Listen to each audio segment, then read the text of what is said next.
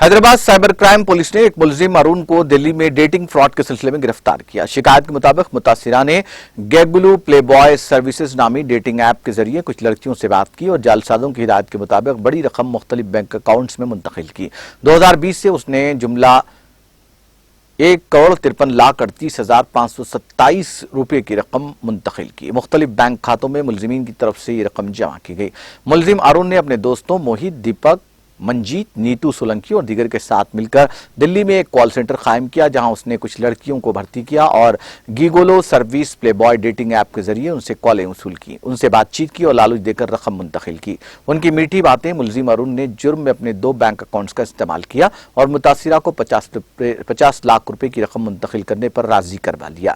ایک اکاؤنٹ میں 22 لاکھ اور دوسرے اکاؤنٹ میں 8 لاکھ روپے۔